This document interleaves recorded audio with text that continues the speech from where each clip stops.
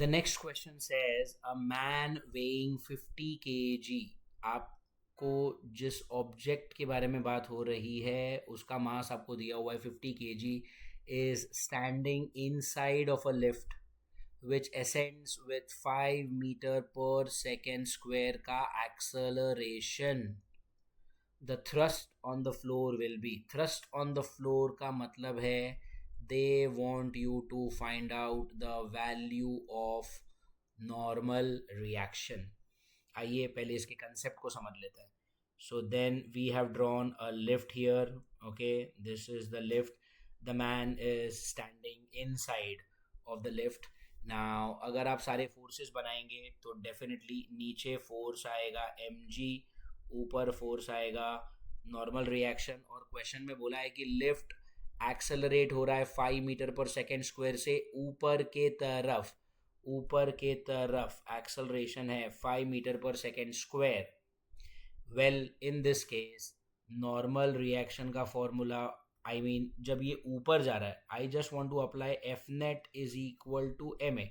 So net force will be what, N minus M G is equal to M A. यहाँ से आपका n बनेगा m times g plus A. या तो आप ये वाला फंडामेंटल कॉन्सेप्ट यूज कर लो, या फिर आप सिंपल सा ये फॉर्मूला याद रख लो कि भाई नॉर्मल रिएक्शन का फॉर्मूला होता है m टाइम्स g इफेक्टिव.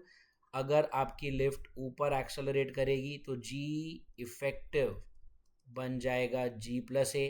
अगर आपकी लिफ्ट नीचे एक्सेलरेट करेगी तो g इफेक्टिव बन जाएगा g minus A.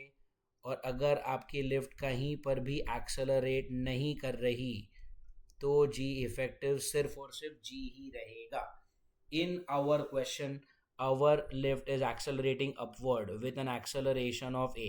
So in this case अगर अपवर्ड एक्सेलरेशन हुआ आपका g effective is g plus a, और यहाँ पर आप लिखोगे m times g plus a. Now this m is mass is 50, g का value is given as 10 and a is 5 metre per second square. तो ये 10 और ये 5, 15 इंटू 50, 750 न्यूटन.